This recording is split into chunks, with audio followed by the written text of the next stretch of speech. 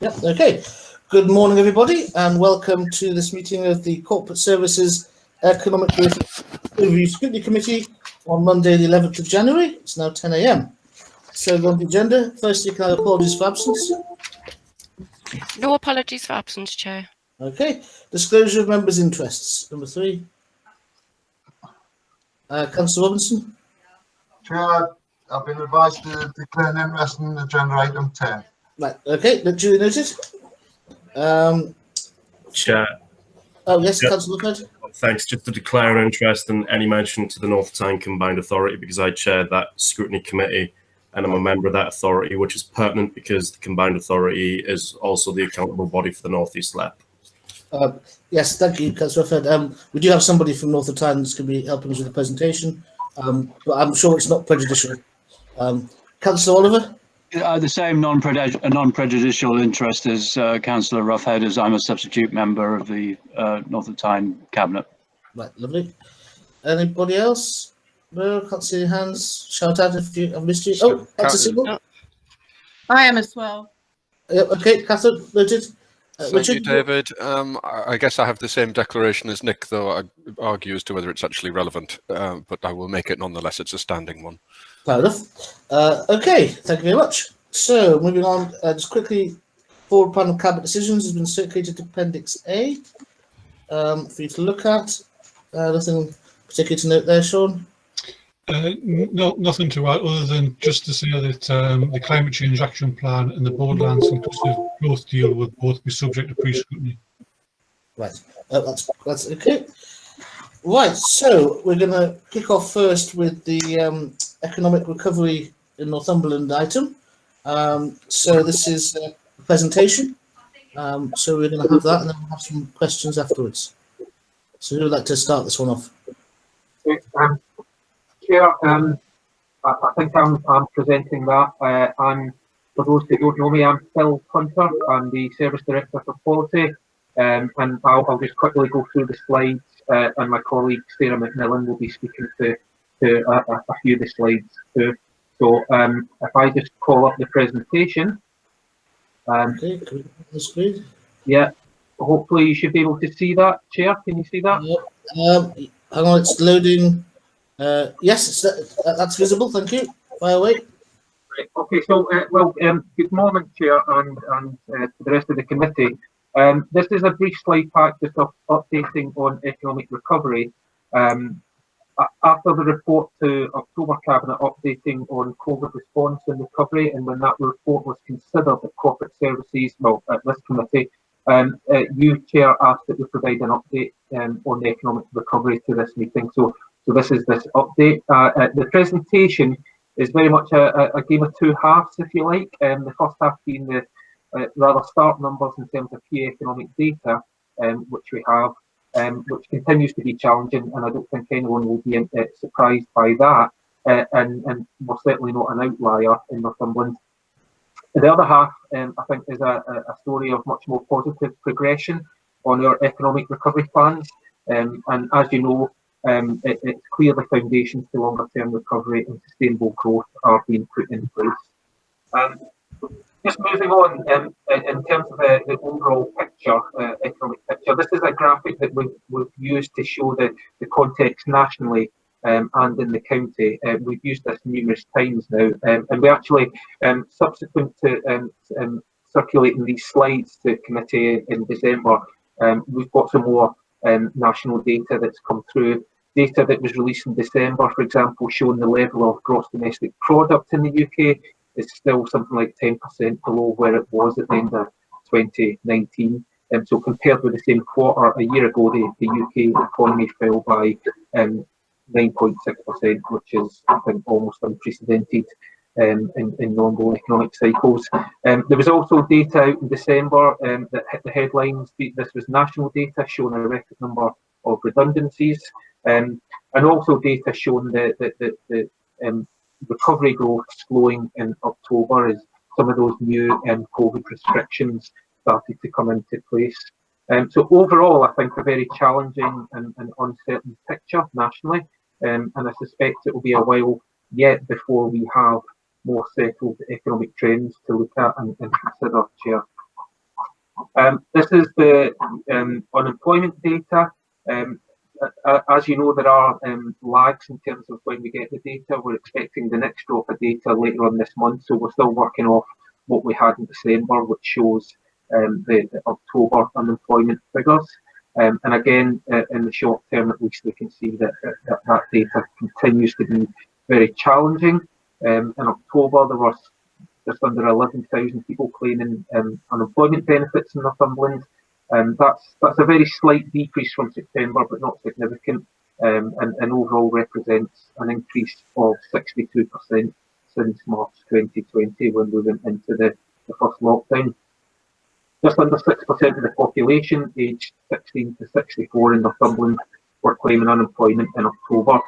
What I would say is the number of unemployment claimants as a proportion of residents aged 16 to 64 remains lower than that in England, the North East Left and the North Tyne Combined Authority. And I know that won't bring much comfort to people and businesses who've been impacted, but I just highlight that point to show that we're not a significant outlier in Northumberland. I think the next quarter's data post-Christmas, which we're expecting to be shared soon, will likely be the most difficult of the COVID period so far, where we'll see a greater impact on hospitality and tourism sectors who would normally be relying on this period to kind of buoy them through the rest of the winter period. So expect that to be more challenging data. And the only other thing I would highlight, I think, of course, there was some more positive news just before Christmas with a trade deal being agreed with the EU, which we'll all have seen. And I think whilst businesses and sectors are still very much evaluating what that means for them, I think the consensus at a regional level is it's better to have that deal than not. And that's particularly so for the North East region, where the EU markets are just so important for our exporting businesses. This slide here, Chair, shows an update on the government's National Business Confidence Survey, which goes up to the start of the period of the second national lockdown. Of course, we're now in the third national lockdown, so there'll be a lag before we can see the impact of that second national lockdown on businesses, of course. But for me, the key measure on this slide and on that list is the one third from bottom that shows a very difficult position for hospitality and food businesses in terms of cash reserves during that period in October. This slide here shows vacancies. It's interesting, actually, this one, Chair, because it shows that the number was only 3% down on the same period last year. So in October, the unemployment to vacancy ratio in October, yes, the unemployment to vacancy ratio was 8.5. In October the previous year, it was 6.7. And I'll just highlight this as a point of interest because it suggests, as we would probably know intuitively, that some sectors, are weathering the crisis better than others, and some may be experiencing unusually increased demand due to COVID. I'm going to pause there and hand over to Sarah McMillan, who's just going to give a quick overview of some of the recovery strategy and how we're responding in the short term. Sarah. Okay. Thanks, Phil. Good morning, everybody. So, Phil said I'll give a quick overview of the strategy, which I think members are aware of. We talked about that as a recovery cabinet and subsequently the committee as well over the past few weeks. So, generally speaking, there's the immediate support for businesses. And I'll come on and talk to you a bit about that at the moment and the grants we're providing, but also the medium to longer term strategies and support for the economy, which will help us through the recovery. There's associated with that significant investment into the county, and that's associated with significant numbers of jobs coming into the county, but also they support local and national agendas, so the net zero agenda, and in particularly the levelling up agenda, and ensuring that all of our communities and individuals get to benefit from the growth really important to the part of the strategy. So we know that Phil's given a bit of the specific data that we've had recently, but we know that rural and coastal areas have harder by the pandemic, and that's national government data, that's from DEFRA, and that's probably because of the reliance on tourism. As we know, that's been hit hard. But we also know that there are significant opportunities in the county to drive economic growth, and we'll come on to some of those examples and some of those key opportunities over the next couple of slides. Bill, can I have the next slide, please? Thank you. Chair, can you hear me properly? I'm getting a bit of... Yeah, can everybody make sure they've got their microphones turned off if they're not speaking, because we are getting some extreme... Right, okay, yep, carry on. Slide, Bill.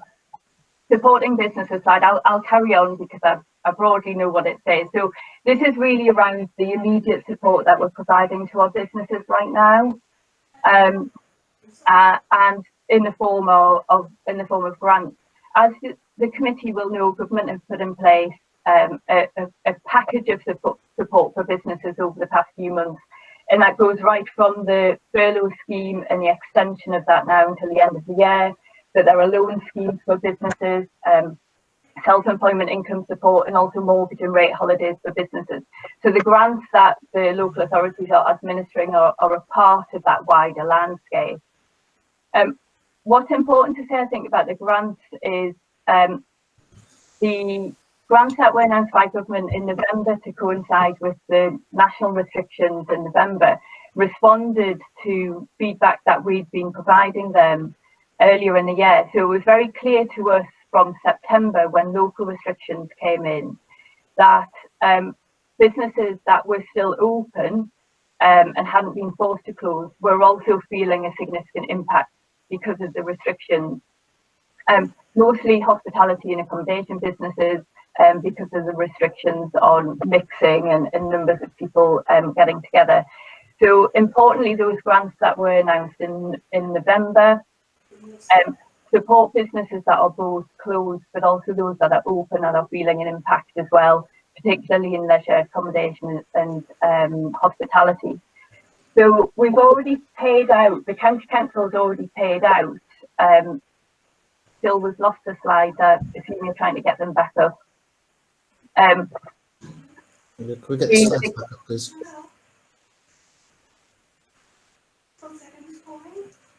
Hi. We've got a problem with the slides. Can we get them back up? Still you're on. Yeah, I will get the slides back up. I'll carry on. So the county council's paid out over £90 million so far in terms of the grants. And through this latest round announced in November, we've paid out already over 9 million. And that figure's not on that slide because it's changing on a regular basis, because these new grants go out to businesses every period if they continue to be closed. If there continue to be restrictions in place, then new periods of grant are paid out. So that number will increase significantly over the next few weeks.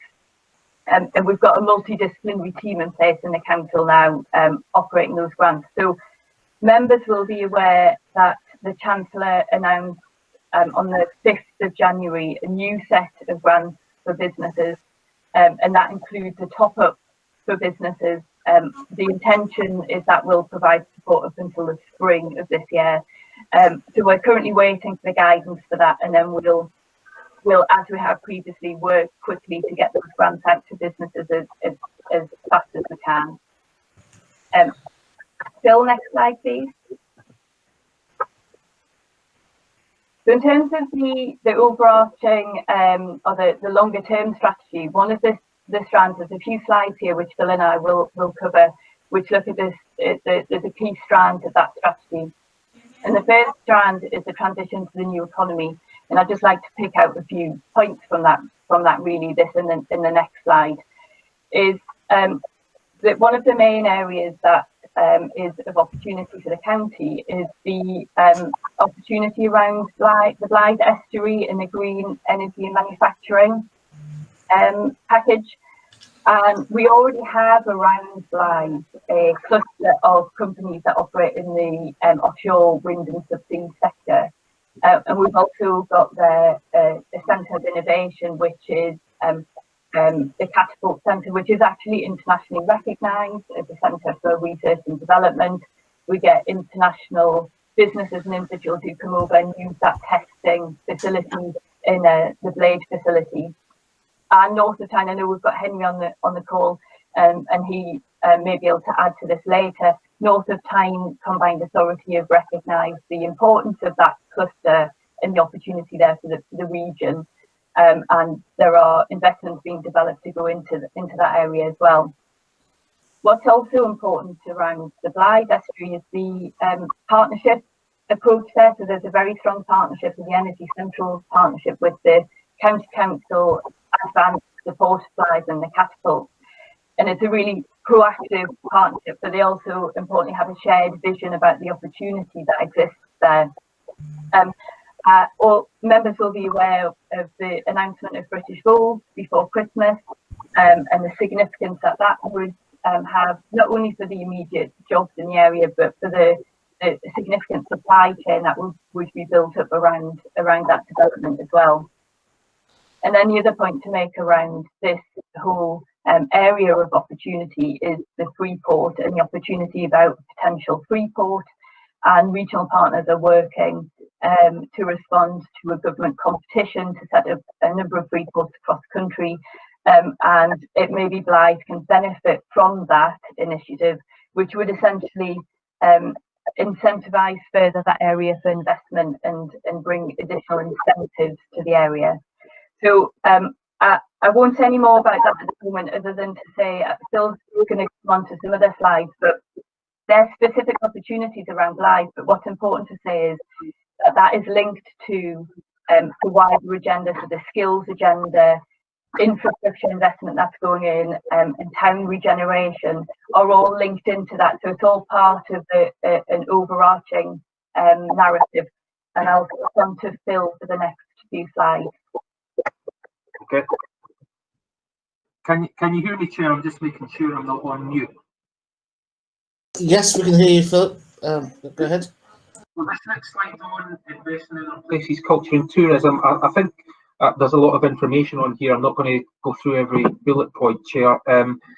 What I would say is on this one, this forms a substantial part of the Borderlands programme of investment across the county, and also stretching into Cumbria, the Scottish Borders and Dumfries and Galloway. And a lot of work has gone into the next set of business cases for each of those projects and initiatives in the past few months.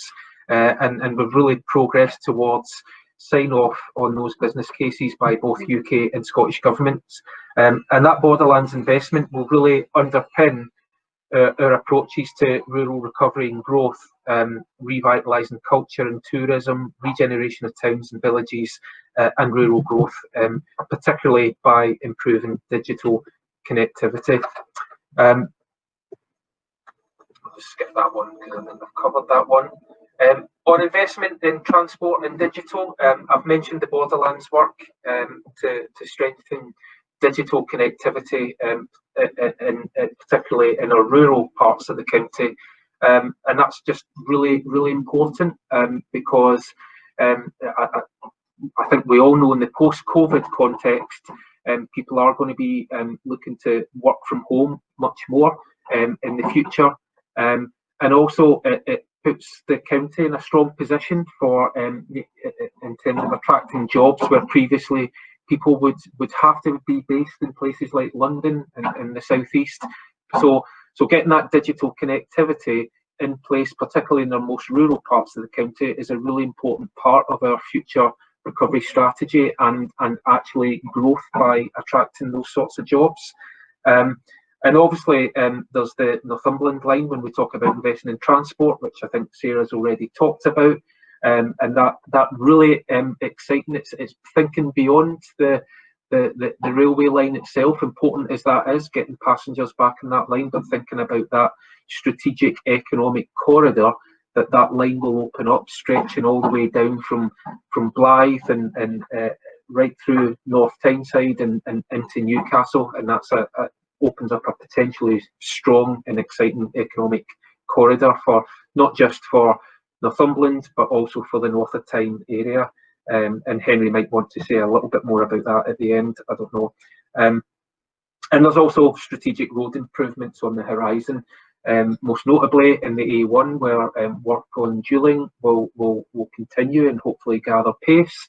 But also, as Sarah alluded to, getting some of that infrastructure, road infrastructure in place to support that wider regeneration and growth in and around Blythe and other places.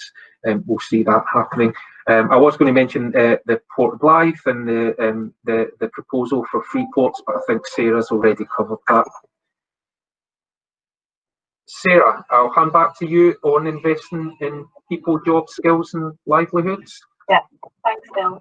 So if we understand that it's incredibly important that all of our communities benefit from the developments that we've captured in the presentation, and the way in which we'll do that is that skills and training and other support is available for people. We know that the requirement for high-level skills has been around for a while, and that trajectory will continue to grow. But we also know that post-COVID, employment will be more, or unemployment will be more acute, but we also might have people who are looking to change careers, so having the support available for that's really important. This slide captures a couple of different things. Some of the things in here are kind of asks of government, and some of those things we put in our recovery deal, which Henry will no doubt touch on. We did that with North of Tyne colleagues.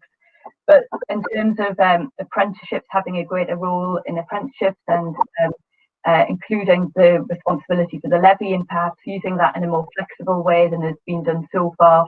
And we've also asked for a sectoral change programme so we can support training and learning and support packages for people to access those sorts of jobs that we were talking around the Blythe estuary in particular, but in other sectors too.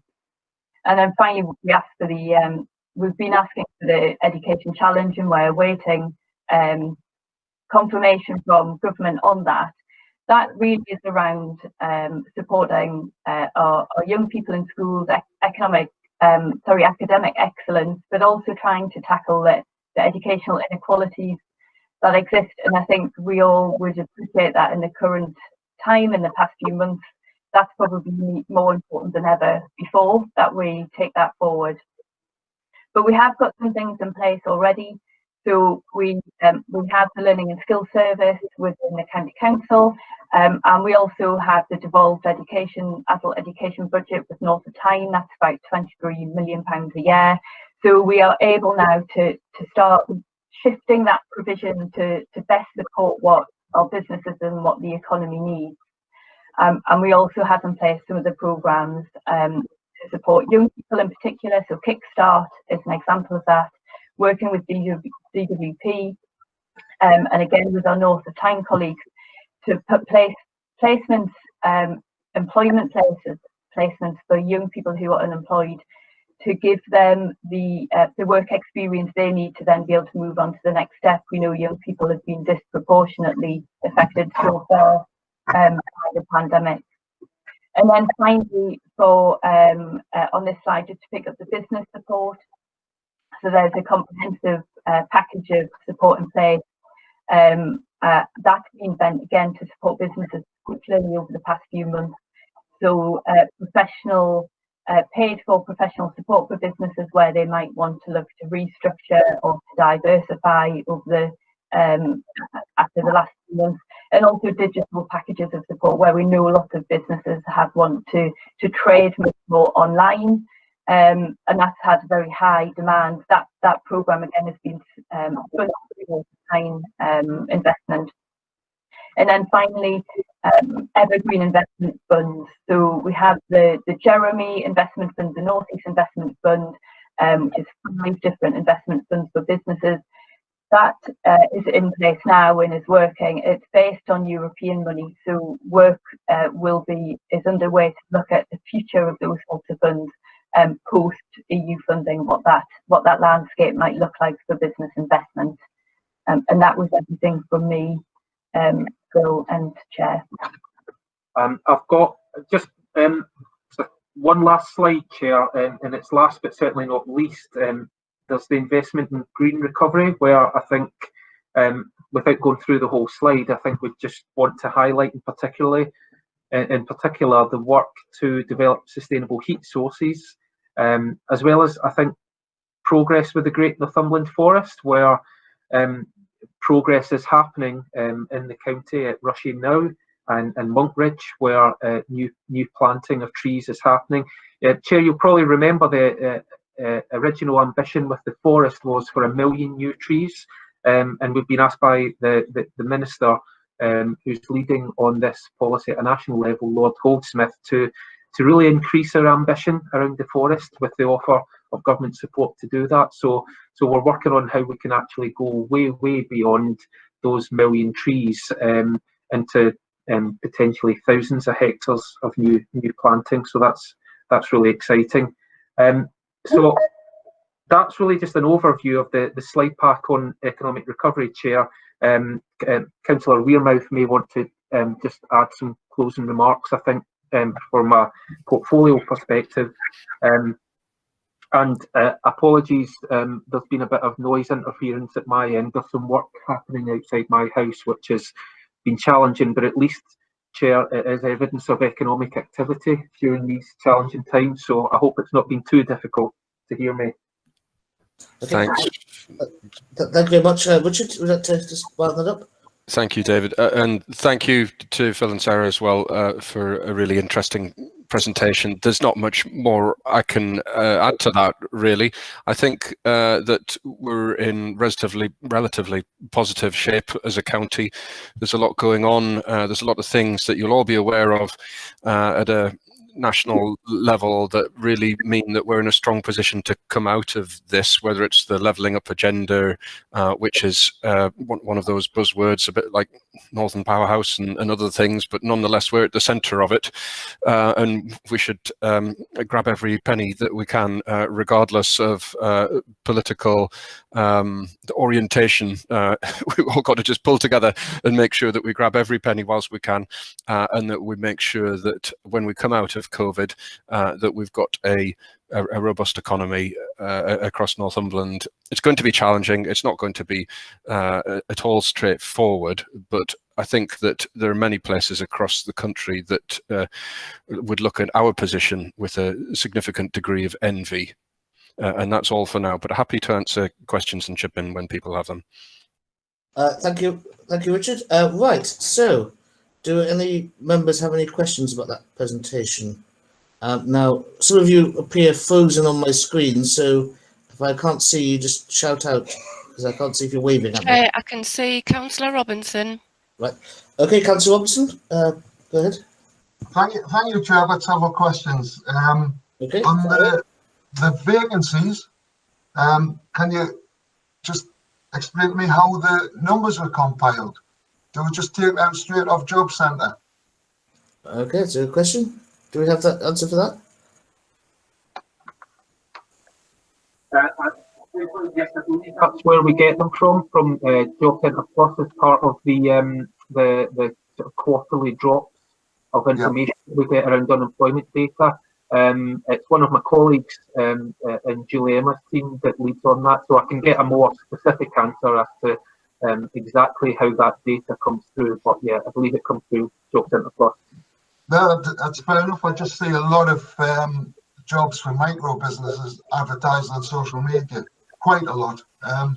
But to get on with the presentation, we seem to be, and quite rightly so, focusing on green technologies, green energy, etc., etc.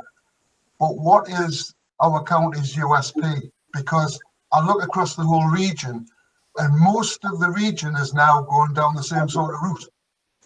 So what is going to propel us to the front of the queue, if you like? Okay, good question.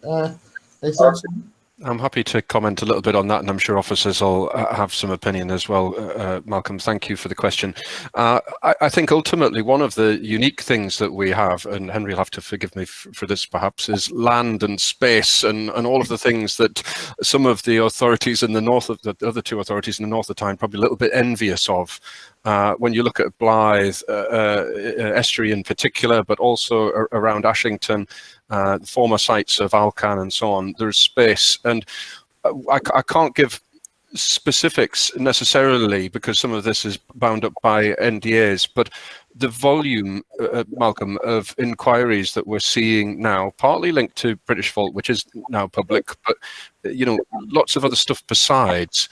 I don't know if it's Brexit. I don't know if it's some form of new economy thing, but there's a lot of interest in Northumberland, and a lot of it requires a lot of space. It isn't, and that ties in with your question. No, is it, the green economy? Well, in all aspects, the new economy is going to be green in some way, shape, or form, because you can't not be. That's just a bit of a sort of oxymoron type thing. I don't know if you could perhaps describe it as that. But when we're talking green, are we talking about offshore wind?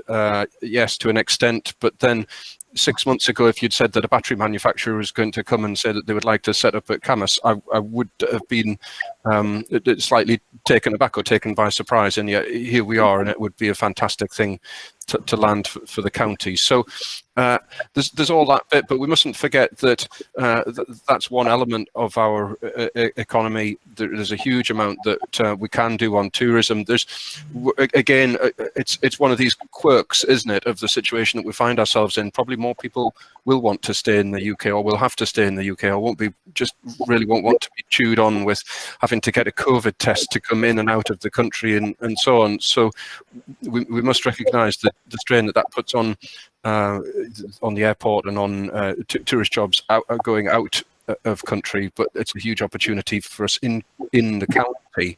We've got to make sure that we're prepared for that, and what we've been trying to do is reflect some of that, whether it's in car parking, camper van parking, support to businesses where we can. But again, it's the nature of the pandemic and the support that we're able to push out there does make it challenging.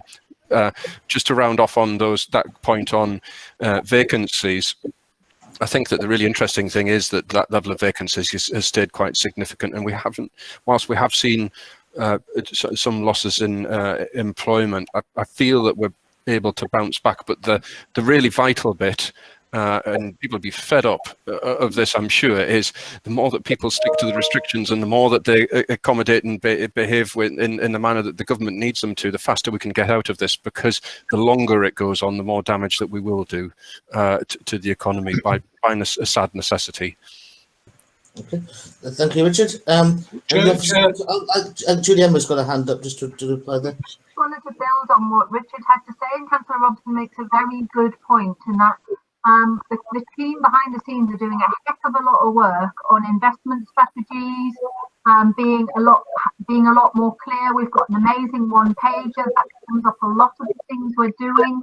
We're looking at all of our different economic opportunities. So we're looking at the coastal corridor, we're looking at the rural economic corridor, we're looking at obviously the train line corridor, and a lot of the investment interest has come as a result of the investment in infrastructure that's being made in the county and connecting us in a better way to Tyneside.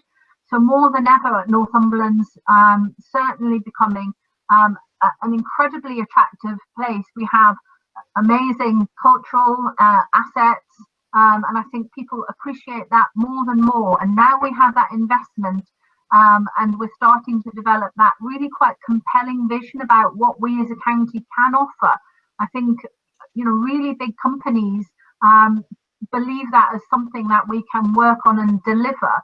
And we've worked very hard as a team to make sure that investors have a seamless way of dealing with us, so that we're not making it difficult to do business in this county. Everybody wants us to get out of this quickly as possible. So the work that the team are putting into this, not just private investment, government investment, our own investment, there's a real concerted effort and push to get us out of this as quickly as possible and get those new skills, new jobs, connecting in all of those apprenticeships, education. So we're trying to join everything up to make sure that when we come out of this, we punch way above our weight.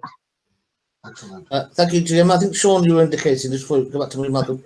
Yeah, Chair, we've got Henry Kippen and Alan Willoughby on the call, and I just wondered whether now would be an opportune time for them to give an overview on the presentation before member questions. Yes, that's a good idea. Malcolm, if you can just wait a bit and we'll see if Henry and Alan have got any answers for you. So, which one you want to go first? Henry, do you want to?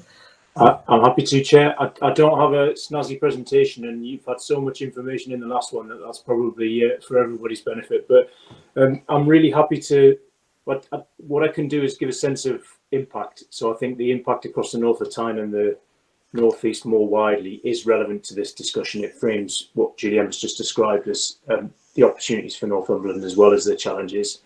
I wanted to say a little bit about the partnership. So colleagues in Northumberland have been part of a really strong North of Tyne partnership and a wider Northeast partnership, and then there's a few tangible projects and future proposals, as Sarah picked up on, that I think is worth just emphasising here, partly to round back on some of the comments that Councillor Weymouth made about the rounded offer for the county.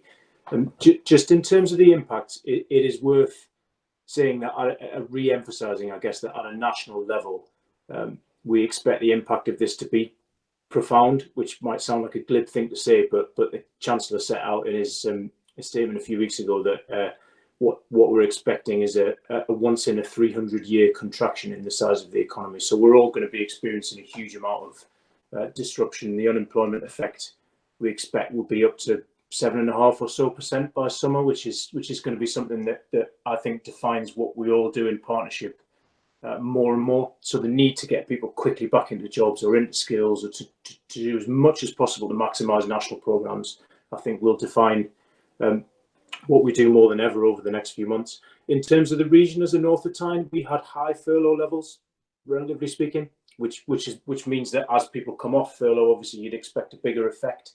Companies potentially not able to survive through this period and employ the same amount of people in future that they have in the past. We had around about a 60% rise in DWP inquiries and applications for benefits effectively in the first 2-3 months. So that data is always on a lag, but what it tells you is that there was an immediate effect in the north of Tyne, and that reflects what we've seen in previous recessions for the northeast, frankly, which is big effects and a need to really start pivoting into what happens next to help us to recover. So that's not new news for anybody, but it does set the challenge. I also think, though, that colleagues are right in describing the opportunity, because what we're seeing now is quite a lot of energy around the inward investment area.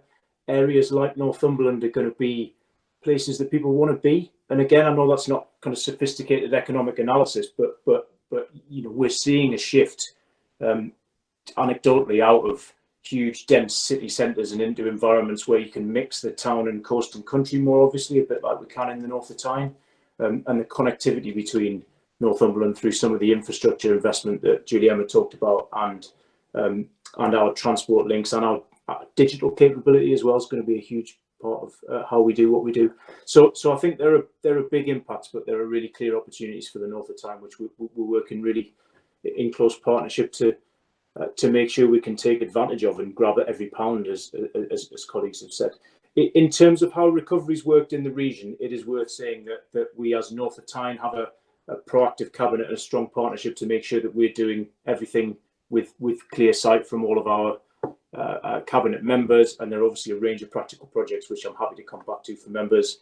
Northeast wide, there is a recovery coordination group which coordinates recovery across economic and health and transport and kind of public service elements. That's not to say that it supplants any governance that exists within local authorities or otherwise, but it provides a coordinating function. And then in terms of the economic response, there's been a really, again, good strong collaboration which Northumberland have played a full part in, which brings together the two combined authorities in the region, the business groups, TUC, etc. So lots of what you've seen coming through it is being done in as bottom-up a way as possible, so it reflects what the priorities look and feel like for you, because naturally there's a difference between how this is going to feel in Wooler and Berwick to how it feels in Newcastle or Durham or Sunderland. And there are some commonalities about what we've got to do, i.e. unlock resources as quickly as possible, but there's clearly differences in emphasis and the kind of comparative advantage of different bits of the region.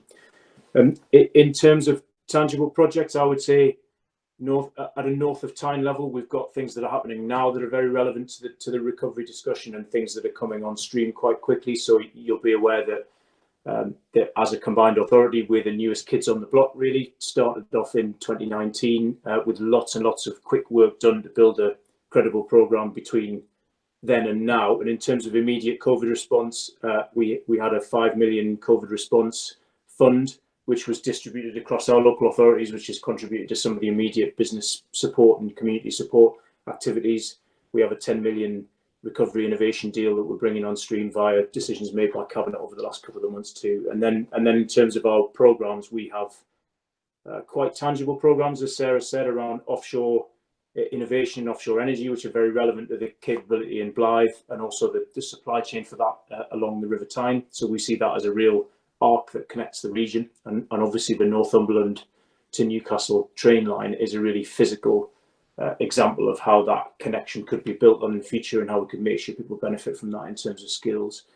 And we have really significant investments in culture recovery, in housing, a 24 million brownfield housing programme, which will obviously benefit the county as it will other areas in the north of Tyne, and a skills programme which is based on fundamentally the devolution of adult education across the north of Tyne, which is 23 million year on year investment in how we make sure that our skills throughput and adult education in particular reflects the future economy that we want to be part of. And the future proposals that we've tabled with government, which are bold proposals, 1.1 million wouldn't be particularly bold, would it? 1.1 million for the north of Tyne, 2.8 billion for the northeast as a whole, reflect what we see as a real clear case for further devolution, further resources, because of the credibility that we've built at north of Tyne level, and getting up and running quickly and getting money out to our places, whether that's in digital infrastructure or the human capital elements. So there's lots within that, loads of specifics, which I'm happy to come back on if members are interested. But I just thought I'd give a quick overview and note really what is a strong and ongoing collaboration between us as a county and a combined authority, and more widely across the North East. Thanks, Chair. Thank you, Henry. Alan, anything to add before we go back to Councillor Robertson? Well, I suppose very quickly, because I don't want to take up all your time, and I don't want to repeat the comprehensive presentation that Philip and Sarah gave, and the key points that Henry made. Just to reiterate the strong partnership working, and the presentation that Philip and Sarah gave was the key strands that you have in there are very much echoed in the regional play that's been developed. Things just to point out, I suppose, in addition to what's been said already, Councillor Robinson's questions about our USP. I suppose at a regional point, I think looking at a regional level and looking at where Northumberland, I think, really has that unique selling point, both regionally but nationally as well. I think the energy usage, the capability and space that you have there in Blythe is really significant, and the supply chain that can flow around that. I think that combination of a number of factors that you have there, I think, is a place of national significance. I think different people have commented on the quality of life. I think will become much more significant and important going forward. I really do believe that you are so lucky in Northumberland to have an amazing quality of life wherever you live in part of that. And I think that as people are allowed to work in different ways, that is something that positions Northumberland really above the parapet there. I think rural, in terms of agriculture and the opportunities and challenges faced by Brexit, I think are significant right now, and I think we will see a shift and change in terms of land use and how that's being used, and I think that's a real opportunity for Northumberland. I think there's a real opportunity to grasp that and look at new methods and new models of rural enterprise.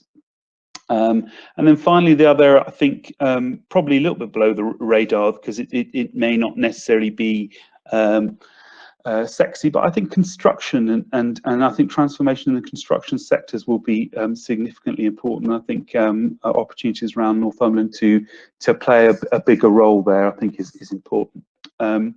In terms of just the context that Henry very clearly let out, the only thing I'd like to add to that is I think all the good work that colleagues in Northumberland have done and North of the Tyne and we at the LEP in terms of developing both Northumberland and North of the Tyne and a regional recovery and renewal deal, I think are going into the mix-up, because it's pretty clear that government is still working through its response at a place-based level.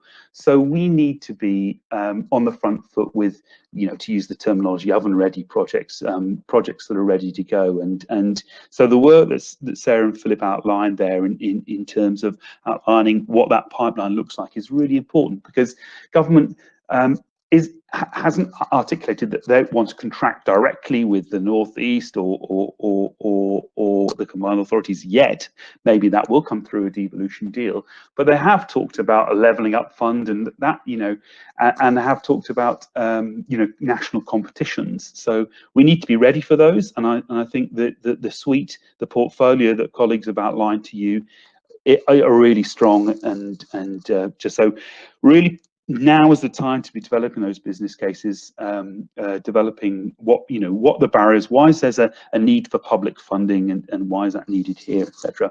And then the final thing I'd like just to reiterate, I think, is the Freeport opportunity that is coming up. That's again a national competition. I know colleagues at Northumberland are doing a really strong piece of work there, but pulling together the bid at the moment. I think.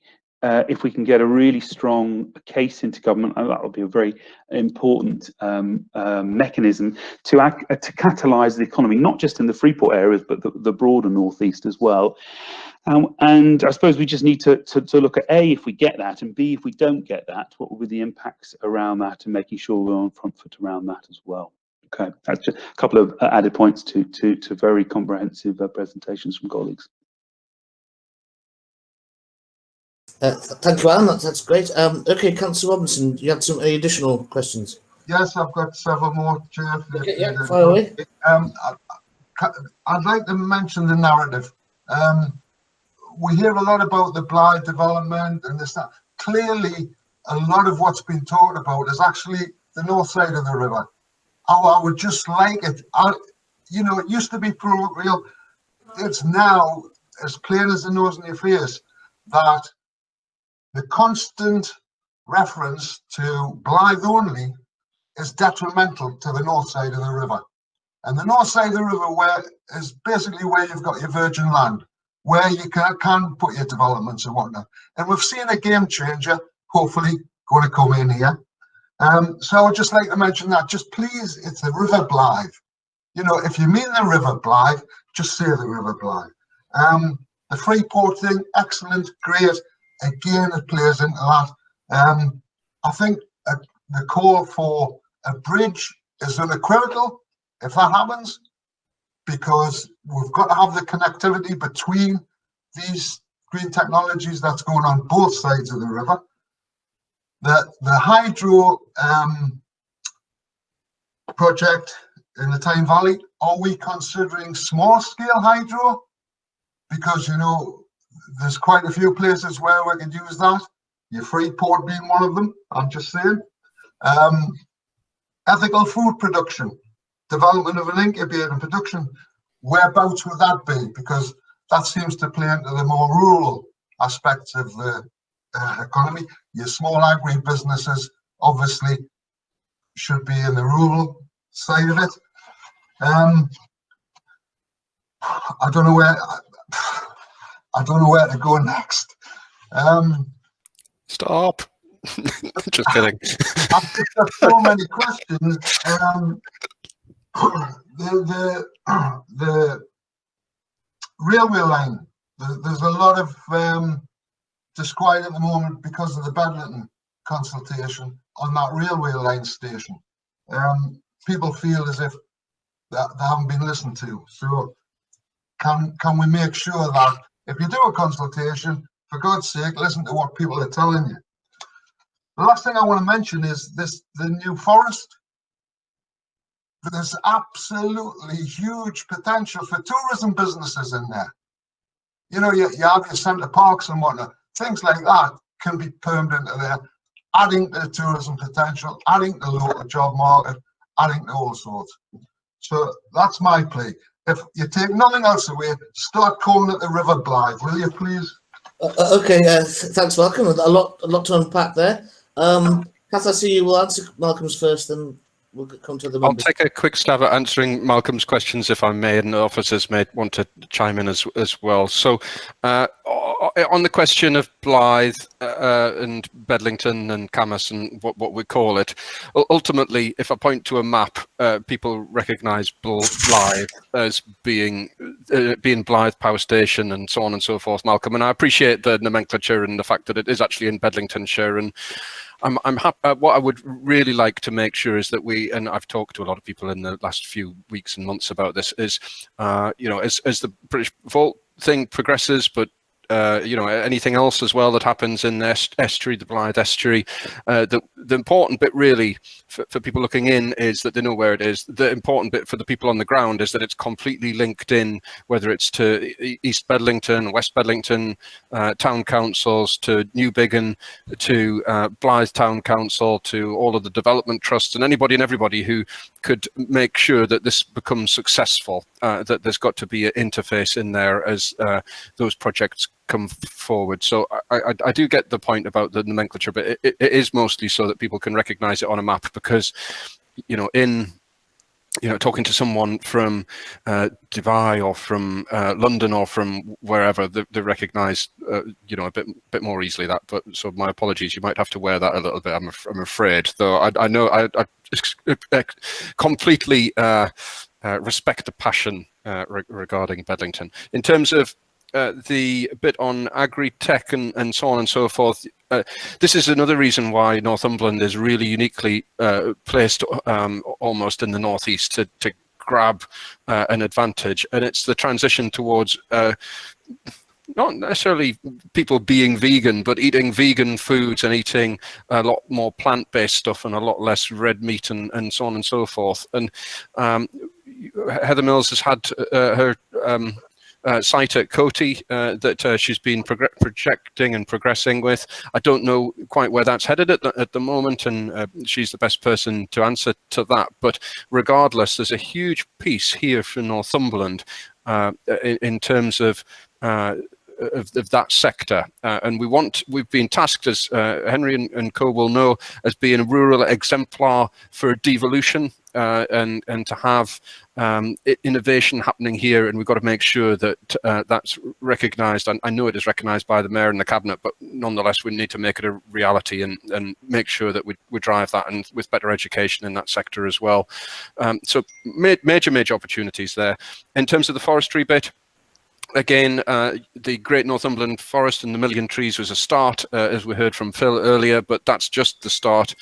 I've been talking to Zach Goldsmith on a semi-regular basis, and he's really keen, again, that rural exemplar bit, that we push that. And again, coming back to the North of Tyne connection, it's going to be challenging for North Tyneside and Newcastle to completely decarbon their economies. And so realistically, we're talking about net zero in Northumberland by 2030, but we're going to be not just net zero, we're going to have to be carbon negative in Northumberland if we're realistically going to achieve these things as a combined authority and as a country more generally. So major opportunity there for planting, but for rewilding, for a million and one other things, and carbon sequestration and so on, that you see a lot on Teesside. But you know, so so big opportunity there. Completely agree, and you'll see it from the administration and hopefully subsequent administrations in whatever form they are, the continuation of that. Bedlington Station, it's one really for officers. I know in a previous life as a consultant, you can do the consultation, but if the facts on the ground mean that you have to go in one particular direction, unfortunately, that's the direction you've got to take. But anything that you think isn't getting addressed, I'm happy to hear it by way of an emailed copy to maybe to Julie Emmer and to Stuart McNaughton. Thank you, Richard. Can I just mention that the first bit again? Sure. I'm so keen because it's the ripple effect, and it's exactly what you were talking about. But we've never had a ripple effect here. And we need it because it's organic growth. Instead of being artificially imposed, it suddenly becomes organic and it's sustainable and it'll be long lasting. That's why we need it. Totally agree, and we've got to get into the schools and get into employment centres and make sure that Bedlington is firmly part of that process, and Ashington as well as Lynn would want. And all towns across the county. Right, now, as far as the points that Councillor Robinson has made, I think Richard's done a pretty thorough response there. Is there anything the officers want to add before I move on? No? Happy there? Chair, Okay. Councillor Seymour and Councillor Baynard indicated the wishes to speak. Yes, I've seen that. Thank you, Heather. So, Catherine, your question?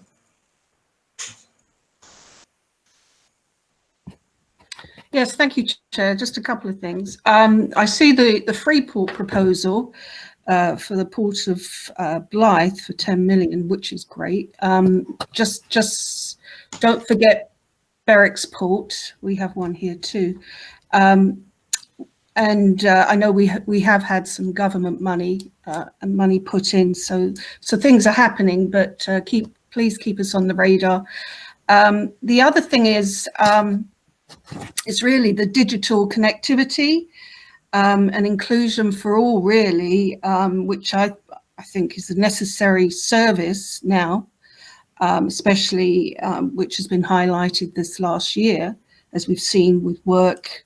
The health service, schools, everyone needs it, people working from home.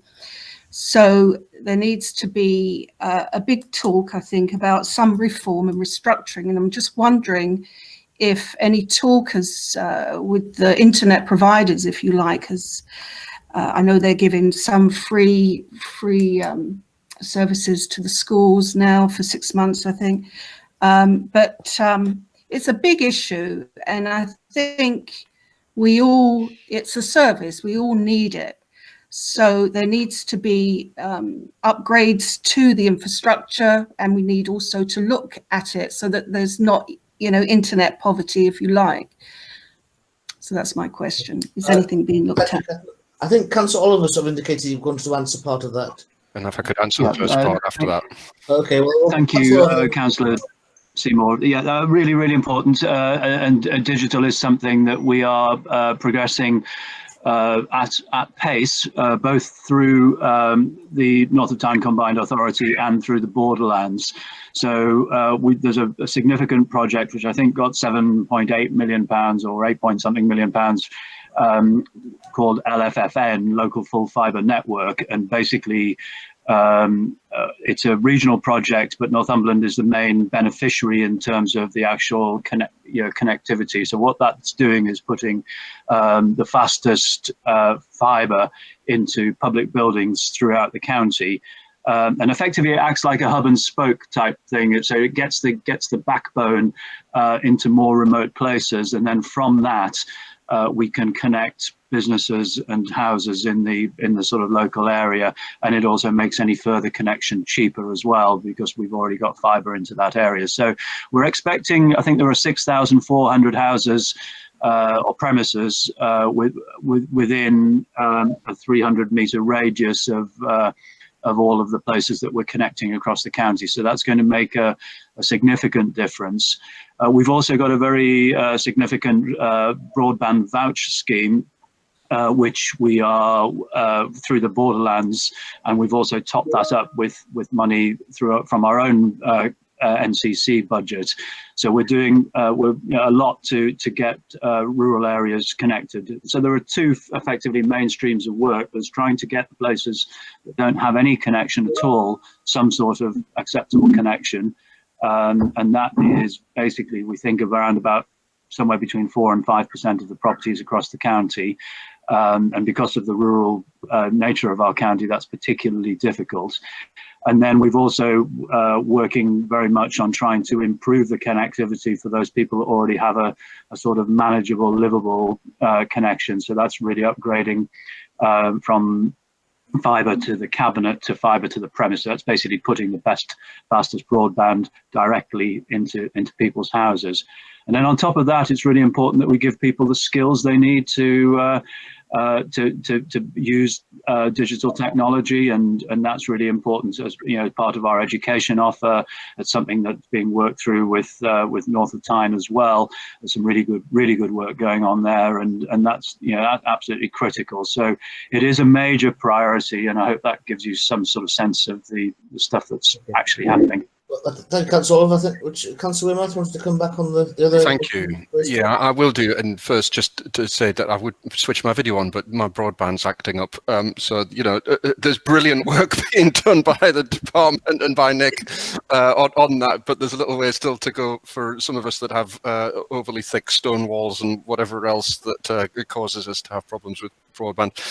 In terms of the Freeport discussion, I just want to evolve this a little bit on two fronts, on the Blythe bit and then mentioning Berwick as well. So, it would be good potentially to have a Freeport in Blythe, undoubtedly. The important bit, though, is that we get the right Freeport and the right Freeport arrangements across the whether it's LA7 and the North Tyne Combined Authority or in the Northeast more generally, because it brings with it potential for displacement where people move into places. Other businesses might say, well, actually, we don't really want to or need to be in a free port. And so there's a lot of work going on at the moment as we look forward to the submission to government to get that right. And there's requirements on there as well from government about what that actually has to look like. So you have to have 200 hectares plus of land and numerous other things as well. So there's a whole load of governance stuff that goes around with it that we must make sure that we get right as we put that in.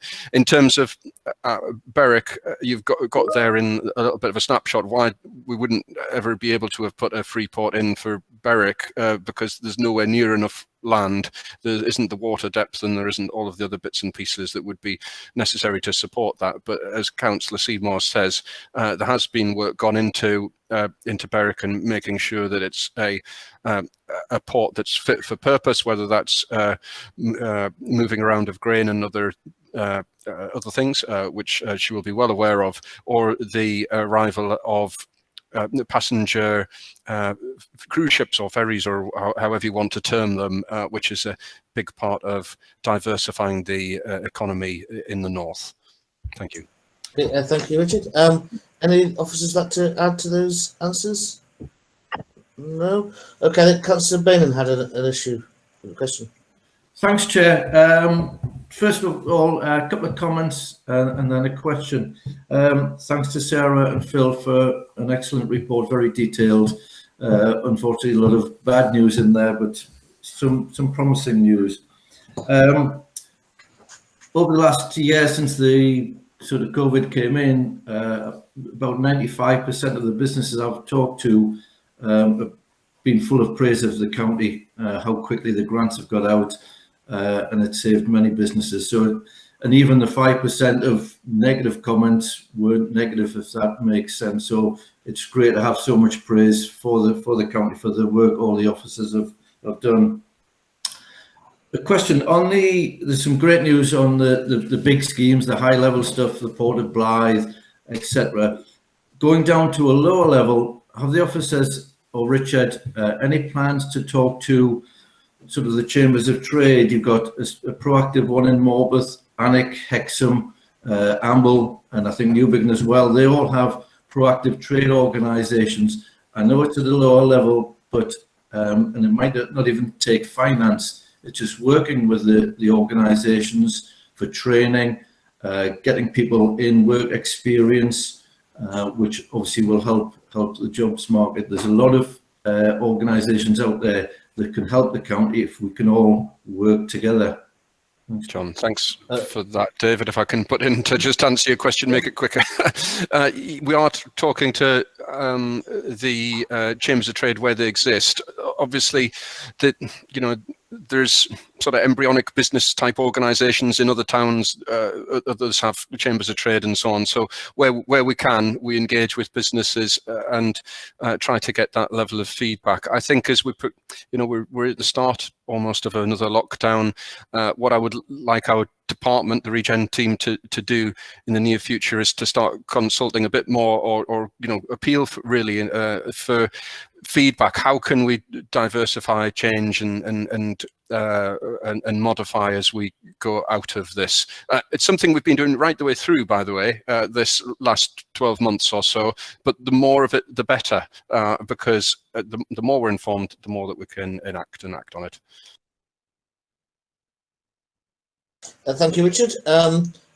Any other points on the sort of lower level businesses, chambers of trade? No. Right. Any of the members indicating? I can't see any. Oh, sorry, Councillor Ruffhead. Thanks, Chair. I've just got a few questions to ask, so I'll just start off with the first one. In terms of the Freeport proposal, and Richard, Councillor Weymouth somewhat half answered it, but from meetings I've been in, and this was in a public meeting before Christmas, as a region, it's very unclear whether we're going to be doing, like an LA7 proposal or an LA12 proposal. And as he rightfully says, that if it is a larger geography, then there's going to be much less chance of any places getting, the Freeport status. But within the Freeport status, it's very misleading the context, because whatever proposal is put into government from whatever region we're defined as, you can only have 3 physical locations that are, what we would actually consider free ports, technically, like the tax relief or benefit. The rest of them are just relaxed customs, so to speak, that don't bring any financial incentives. So realistically, what is the chances of the Port of Blythe actually being a real, free port, or is this just sort of like pumped up propaganda a little bit, and it's really just going to be, relaxed customs? My second question is, I do appreciate the report is primarily focused on Northumberland, and I'd like to thank the officers for doing this. It's good to see the wider thing, but I am slightly disappointed to see, talking about the Invest in Transport, it failed to mention absolutely anything about the emerging Northeast Transport Plan, which does have a lot of ambitions that do impact on transport policy across the LA7. And primarily within that transport plan, it does suggest that lobbying from the LA7, which I know the leader of Gateshead Council is vehemently in favour of, is improvement infrastructure to the East Coast Main Line between York and Edinburgh. So why, as an authority, aren't we sort of getting behind that? Because that would be, given that a lot of that East Coast Main Line goes through Northumberland, that would help solve, a lot of the rail infrastructure problems that we have. And also, there was no mention of the Union Connectivity Review, which was something government announced at the end of November. The deadline was the end of December. Did we as an authority put in any response to that? Because I know other authorities have that neighbour us, and they've primarily put on, I think the top of the priority list was the East Coast Main Line, and I think they put something about, the Tyne Valley Railway as well. I can't go into like the full detail because I only saw a glimpse of it, but in terms of the combined authority, I'd like to thank Henry for coming here, because I hope he doesn't mind me saying it, but in terms of a region, and especially the North of Tyne element here, I think without Henry and his dedicated, hard-working team of officers in the North of Tyne, which is an excellent team that brings a wealth of experience from the public sector, private sector, and various different backgrounds, we as a region would not have been able to put in a very ambitious bid to government in terms of, COVID recovery. So I'd just like to place on record my thanks to him, and that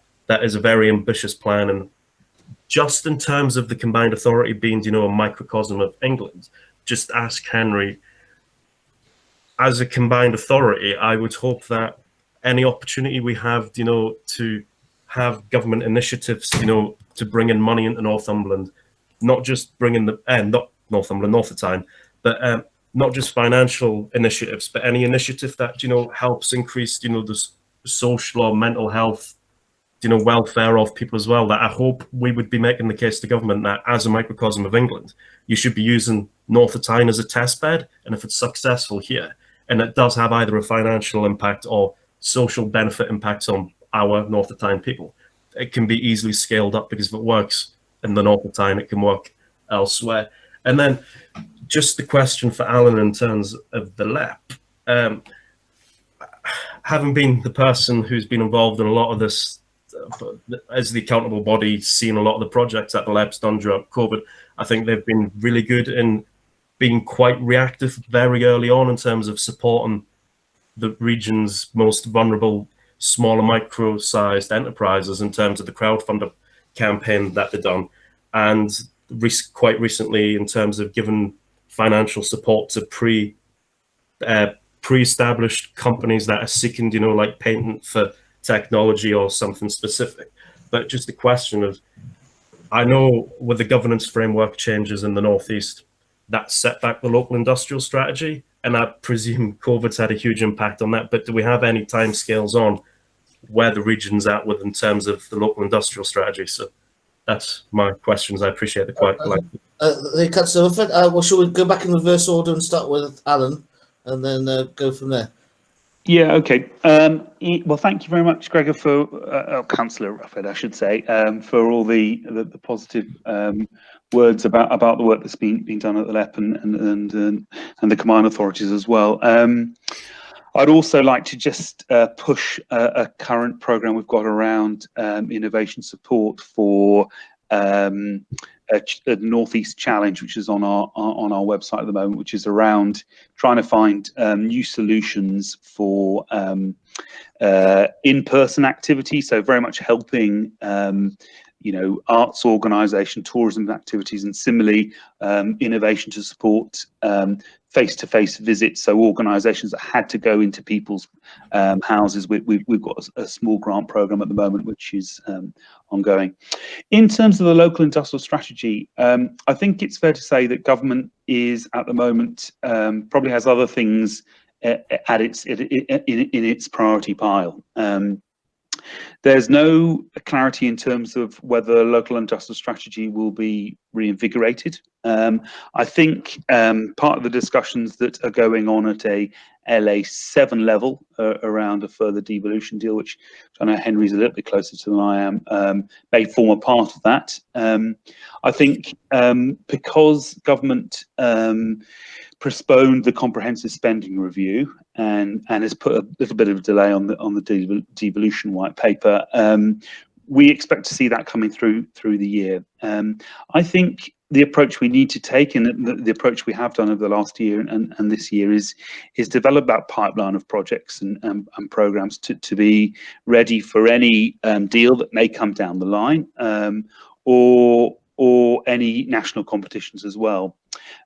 In terms of the strategic approach, I think what we would see in a new LIS, we did a huge amount of work, and we were very close to having that signed off when I think COVID struck in March.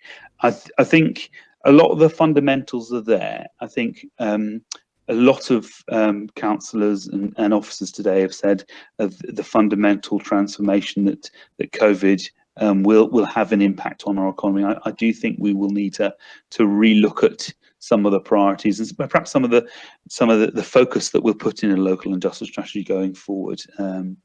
That's my take. As soon as we hear anything, more than happy to come back to this committee and update colleagues if need be, and in terms of what government wants to do.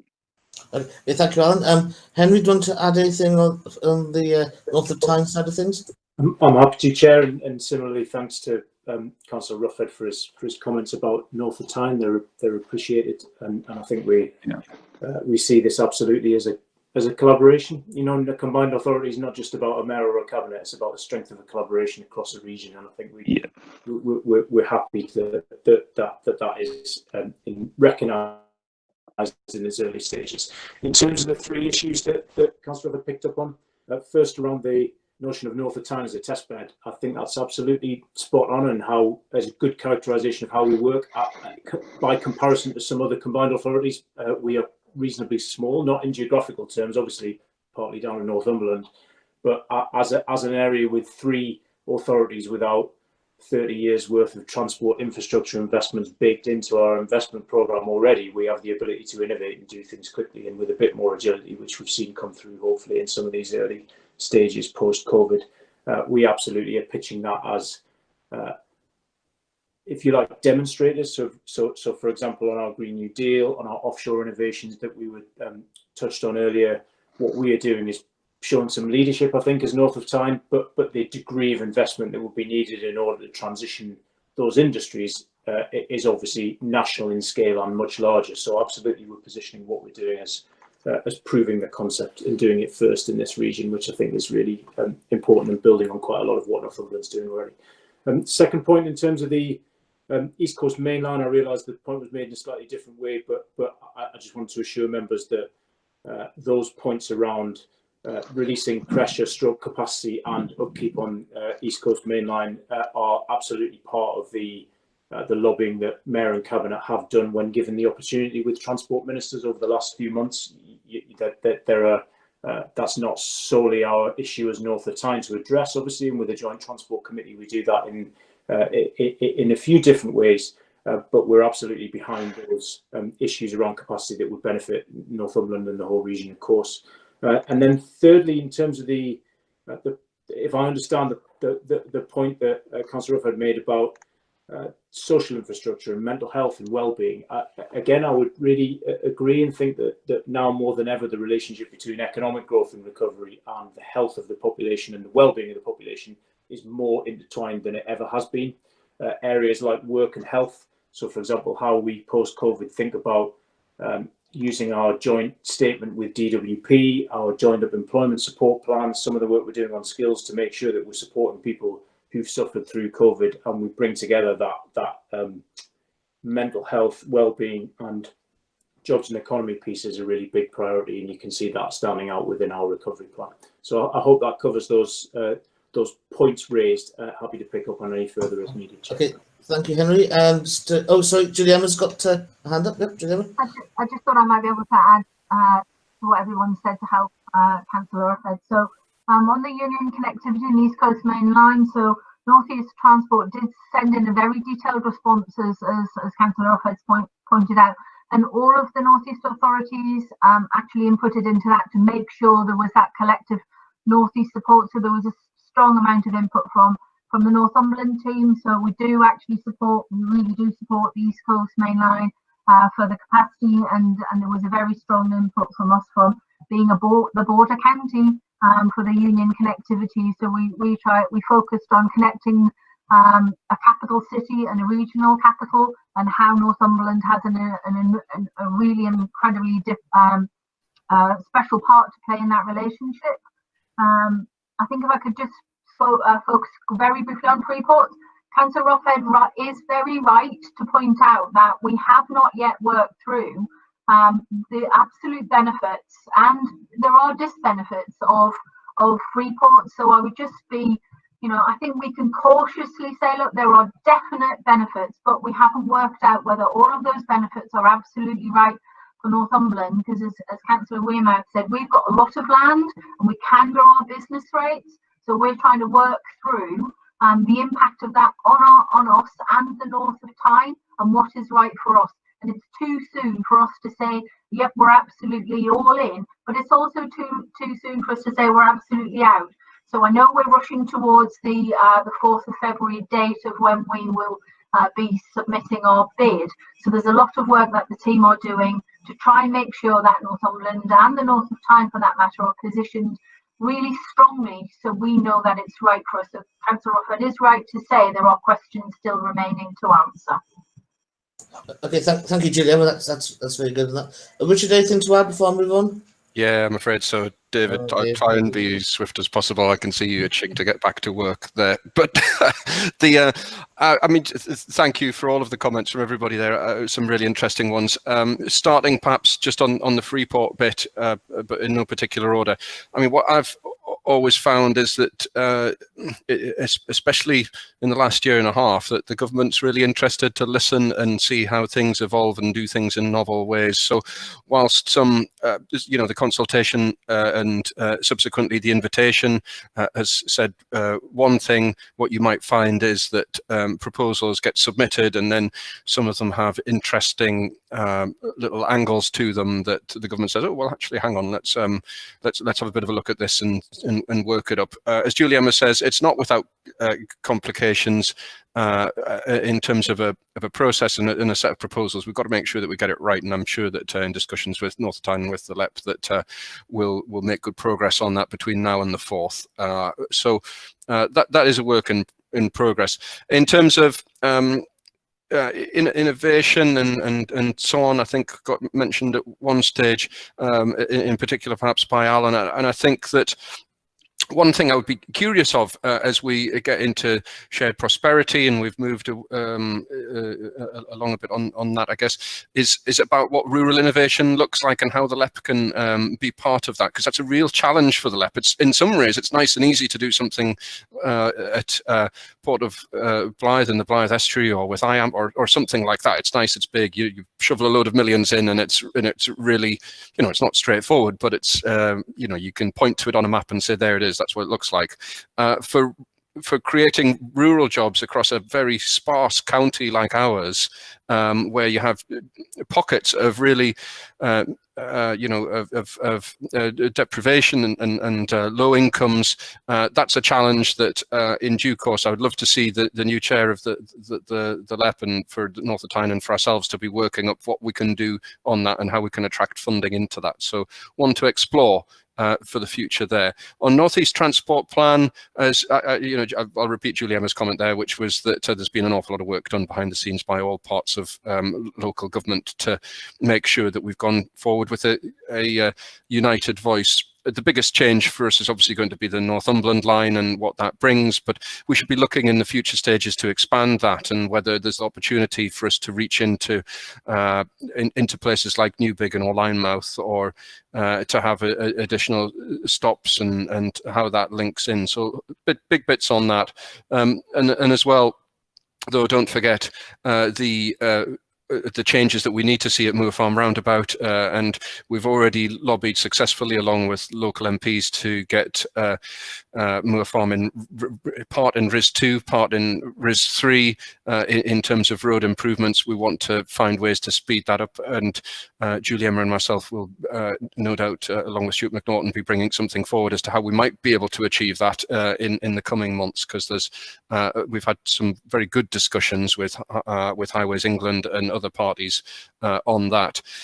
On the East Coast Main Line, it's really interesting, because if you speak to Nick Forbes and others, what they will want is loads more intercity services between Newcastle and Edinburgh and London to a significant extent, and they're right for that. And I'm sure, to be fair to Nick and Norma, they would as well want to see some connectivity in for Northumberland. As many of you know, especially Councillor Ruffhead and Councillor Seymour, it's often easier to get a train from Berwick to Newcastle and then up to Morpeth if you're looking to get to a county council meeting than it is to get into Morpeth directly, or you end up driving. And the capacity in the East Coast Main Line is really important on that point. So at the moment, if you went down to King's Cross, I don't even think you can get into it, because they're busy digging it up and using the opportunity of COVID and the less push on in terms of capacity of services, perhaps to achieve a bit of that. But they're putting in a new line through a tunnel down there. I think that those works and the works associated with it, in terms of the additional voltage that the Azumas need and so on, goes up to Doncaster in the first stage, and then there's a rolling stage of improvements on the East Coast Main Line north of Doncaster. And part of that is just literally is getting the power into the overhead lines. The Azumas have made a big difference. The signalling changes and so on that mean that we can get additional capacity in. But what we need is a bit of a mixture of additional intercity services, yes, but also some of those rural stopping services. And in the budget that myself, Councillor Sanderson and Nick are putting forward, you'll see some funding there for work on on some aspects of that I look forward to detailing a bit more in due course. On union connectivity, Julian has rightly already mentioned, we've put a submission into government, and government have been really keen for this point of tying together the union, while the SNP are trying to obviously to loosen that aspect of our of the UK. So I hope that we'll see some movement on that, particularly on full dualling of the A1, but we've got to wait and see what comes back. And I'll shut up there because you've heard plenty from me already. There we go. Yeah, okay, thank you, Richard. Very comprehensive. Right, are there any other councillors wanting to raise a question or any of that? I can't see anybody. I can't see anyone, Chair. Okay, right. Well, we'll move on. Well, so thank you very much to Henry and Alan for coming, well, virtually coming in to see us from the left and the north of Tyne respectively, and thank you to the officers for a thorough presentation and some very good answers and to that. So if you do feel the need to leave, please feel free to go off and do something else, and then we'll move on in the agenda. Okay, thank you very much. Thanks, Chair. Right, okay. Right, just give them a chance to disappear. Right, so moving on. Next part of the agenda is Appendix C, which is income generation. This is a report on what's been happening on. This was requested by the committee to come here to see what's been raised. So, are we going to have a? I can lead on this if you like, Chair, and then and I think Chris is on the call as well. I'm sure he'll pitch in if there's anything important that I forget. Is that okay? Fire away. Thank you, Chair. So this report was requested, I think, after a brief report at the last meeting about sales, or a mention at the last meeting about sales fees and charges income. And it's particularly relevant, I think, at the moment because it has been impacted by COVID, and the government has been offering local authorities support to replace some of the lost sales fees and charges income. So I don't propose to take you through the report in detail, but I'll just sort of highlight a few key points. You'll see that in the year to March 2020, there was £66.7 million in sales fees and charges, and approximately half of that was generated by client contributions for adult social care, largely. Another 1.2 million in children's, 7.6 million in corporate services, and that's things like registrars and economy and regeneration, 9.2 million, and that's things like planning and building regs, and then local services, 16.2 million, and that is things like car parks, waste charges, building regs, and that sort of thing. So our sales fees and charges have been impacted by COVID because, you know, if things are closing down, you can't charge for them. So, you know, there's been an impact on car parks, for example. We had to close our car parks at the beginning of the lockdown in March, and so where we charge, we couldn't charge, and obviously there's less people, you know, fewer people travelling to go shopping, and so. But it's been, you know, there's been an impact right across the board. The government announced a compensation scheme, which is basically local authorities would take the first 5% of the hit, and then 75% of the balance would be reimbursed. And there were three sort of core principles applied to this. The first principle was that the income had to be transactional income. It had to be for budgeted goods and services, and it excluded things like commercial investment and rental income. The second principle was that it had to be unavoidably lost and irrecoverable. So that basically meant that things that couldn't be done to sort of mitigate, and so if the council chose to not do something, but it wasn't required not to do it, then it wouldn't be unavoidably lost. and it had to be irrecoverable within the financial year. And then the final principle is similar to the second principle, but well, first point is that it would be net losses. So if there was an equivalent or a partial offsetting reduction in cost, then it would be the loss in net income that would be claimable, and that would be, so for example, if staff costs were staff were sort of asked to go and work in another area to help with the COVID response, then those staff salaries would be a cost offset, and that would be reduced from the claim. So and local authorities are expected to mitigate where possible. Three returns going in. The first one resulted in a claim, a receipt of just over £1.5 million. Total expected is about £2 million. And Appendix 1 basically sets out in detail the income received in the previous 3 years, and I don't propose to take you through that at all. So I'll pause there and ask Chris if he has any points he thinks I've missed, and between us, I'm sure we're both happy to take any questions. Thanks, Nick. Chris, anything to add before I let it open?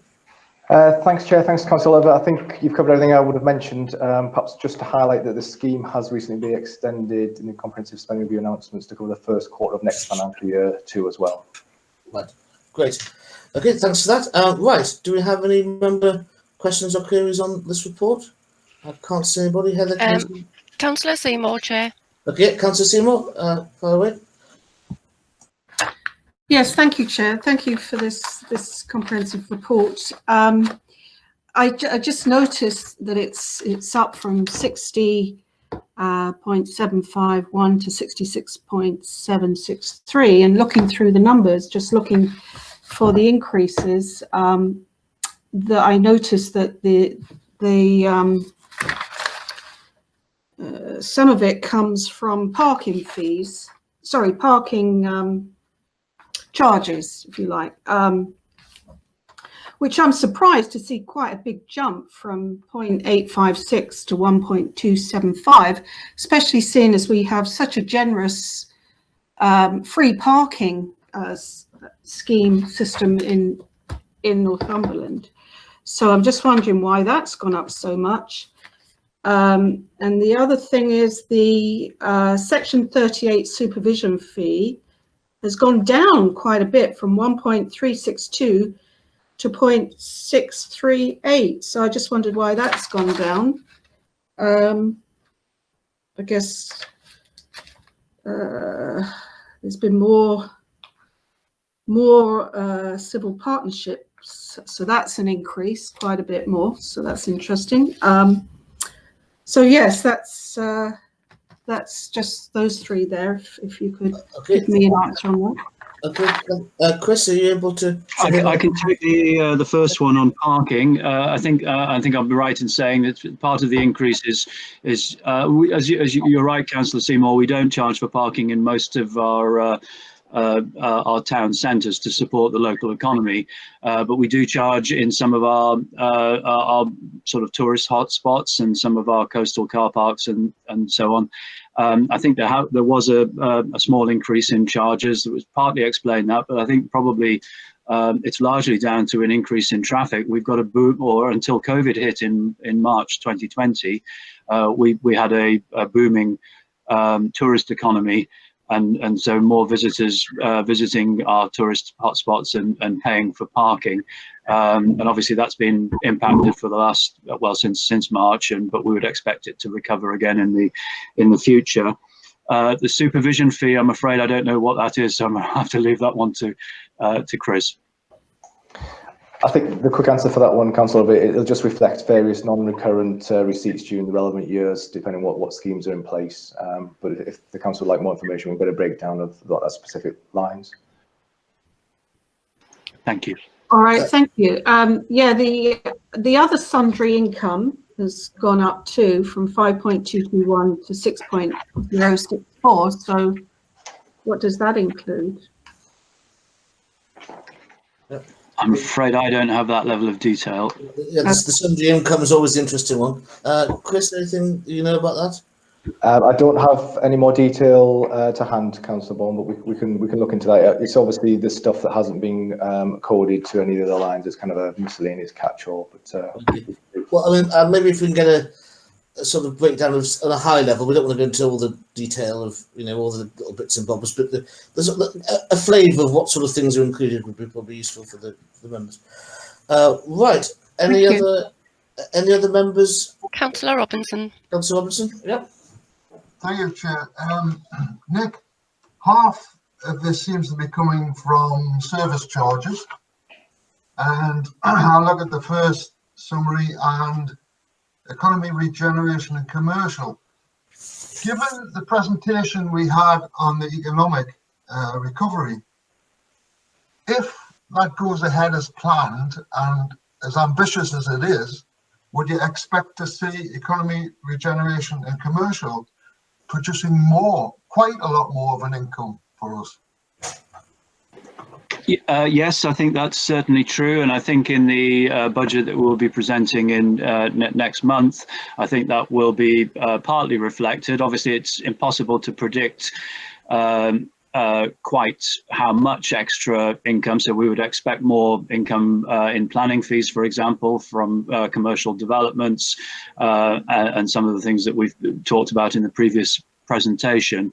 We'll always take a prudent approach to that and aim to overshoot it rather than be left short. So, but I think there is certainly a budgeted increase in planning fees in particular, and we would also expect that to be reflected in other fees. And also, I think it's important to say that in the longer term, and I'm not saying this will happen next year, but in the longer term, the more that we can do to develop the economy and provide more and better jobs for people, the less pressure there ought to be on adult social care. Because I think it is true that some of the pressures come from joblessness and the impacts of job, of not having a job or being in poverty. So I think we are serious about trying to address that, and I think that but that again is not something that we would budget for. Okay, thank you, Nick. Right, any other councillors? Councillor Fed? Thanks, Chair. I know it doesn't form part of this report, but just on page 5, it talks about investment income.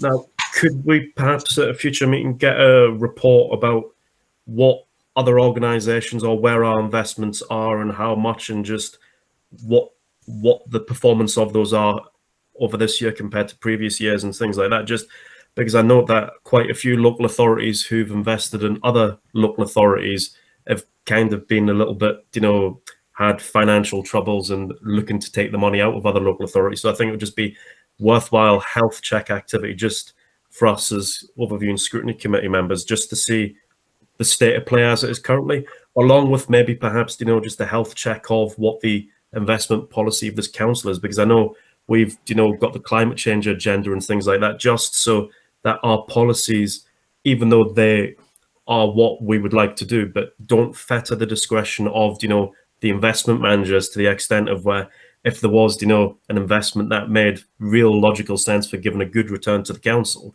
but maybe, was deemed not being in line with our climate change agenda, but the money that could be returned back to the council then could be invested into, mitigating of climate change activity. So I think that would be a good stream piece of work to look at. And I know that other authorities do that quite. Okay. Yes, I'm sure we could do that. I think we had a bit of there was a little bit of a summary of all of that in the Treasury Management report that we had, I think, at the last meeting, but it didn't go into the level of detail that you're talking about there, Councillor Roughhead. So I'm sure we could pull a very short summary of those sort of two key points out, and that would, I think that would be probably okay, wouldn't it, Chris? I was just going to say, Councillor, the Treasury Management activities are reported to Audit Committee on a twice yearly basis. So there was the 6-month update just given. It was a Audit Committee, that's why. Yeah, so I'm sorry. There are some headlines reported in the sort of quarterly finance reports to Cabinet as well. In terms of principles, it's approved by full council as part of budget setting. So the updated treasury management strategy and policies and procedures are be finalised now. They will come to as part of all member scrutiny as part of the budget pack, and will be approved ultimately by full council in February. Okay. Right. Well, thank you. Any other councillors got any questions on this report? I can't see anybody. Heather? No, can't see anyone. Oh, right. Okay, we'll move on. Thank you very much for that report, Chris and Nick. Right. So we've got the number 7, which is Appendix D, the work programme monitoring report. Sean? Yes, Chair. As members will know, the main business for the February meeting has always been the budget. We invite all the scrutiny members to attend. I think at the council meeting last week, the leader confirmed he would like all members to attend that meeting on the 8th of February. So you can see there's a number of other significant items on the agenda. So it has been agreed with yourself and following consultation with the executive that we actually bring those items forward to a separate meeting. So we're going to split that agenda, and that has been agreed to take place on Friday the 5th of February at 10 o'clock. So that one for your diary is there. Friday the 5th of February, 10 o'clock. There's going to be an additional meeting where we'll deal with the other items on that come up. Which so that leaves us the following week to just concentrate solely on the budget. That's absolutely right, Chair. Okay, thank you very much. Right, moving on. Urgent business, if any. No. Right. So next is the exclusion of press and the public. So I'd like to move under Section 100A of the Local Government Act that the press and public be excluded from the meeting during consideration of the following items on the agenda, which is the Benton report, as defined, as involve likely disclosure of exempt information as defined in Part 1 of Schedule 12A of the 1972 Act. And the reasons cited in the report are pertaining to information relating to business affairs of a particular person, including the authority, and the public interest in maintaining the exemption outweighs the interest in disclosure. So I'm happy to move that. Okay, agreed. Right, can we turn off the recording, please? Let me know when that's done.